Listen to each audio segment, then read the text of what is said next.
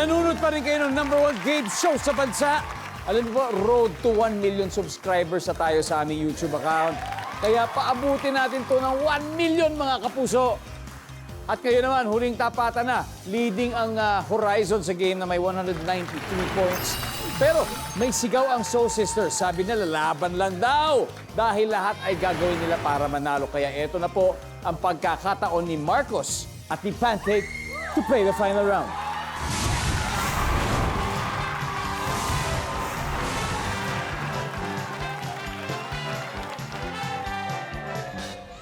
Eto na po, last times 3 ang value ng bawat tamang sagot. Kaya good luck sa inyo.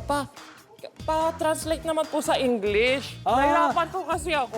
Oh, sige. O, ito. 4 answers lang yung naanap natin. You may possibly offend a bald person when you give this to him. Go. Marcos. Shampoo. Shampoo. So, kumbaga, sa Tagalog, maiinsulto ang isang taong kalbo kung ibigay mo ito sa kanya. Ano kaya to? Sabi mo, shampoo. Yup. Ha? Shampoo. Nandyan ba ang shampoo? Meron. But, Pancake, you can still get the top answer. What is your answer? Hairspray? Hairspray. Nandyan ba ang hairspray? Wala. Okay, Marcos, pass or play? Of course, we're gonna play. Let's Ito na, go. final round. Horizon. Posibleng ma-offend ang taong kalbo pag niregaluhan mo siya ng ano? Suklay. Suklay! Suklay! Winston, posibleng ma-offend ang taong kalbo pag niregaluhan mo siya ng ano? Kalo. Kalo o sombrero? Nandyan ba ang sombrero? Wala, Kyler. Posibleng ma-offend ang taong kalbo pag niregaluhan mo siya ng ano? Wax. Nandyan ba ang wax? Yep, Marcos for the win. Come One on, more to please. go. Okay. Posibleng ma-offend ang taong kalbo pag niregaluhan mo siya ng ano? Conditioner.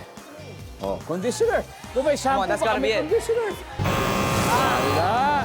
So, sisters, time to huddle. Kailangan makuha mo to, Vinci. Kung hindi, masistil nila, posibleng ma-offend ang taong kalbo pag niregaluhan siya ng ano? Go. 3 seconds. Oh my goodness! Eto na. This is your chance to win. If you get this right, panalo kayo. Yes. Pancake. Captain. Posibleng ma-offend ang taong kalbo pag niregaluhan mo siya ng ano? Hair accessories. Hair accessories. Sandra? Wig. Wig. Dassery. Cap? Sombrero. Sam, nasa iyo ang final answer. Isang tamang sagot lang. 100,000, possibly pwede umabot ng 200,000 pesos pag makuha niyo yung jackpot. You just have to get this right first. Posibleng ma-offend ang taong kalbo pag niregaluhan mo siya nito. You have 3 seconds, Sam. Ano kaya ito? And go.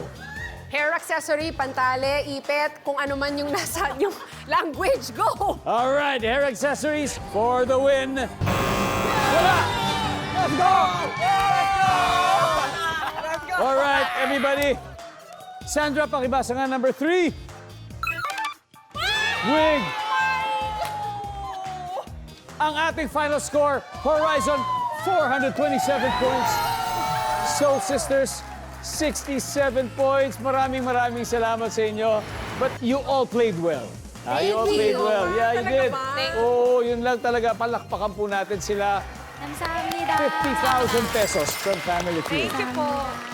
And of course, congratulations, Horizon. You've won 100,000 pesos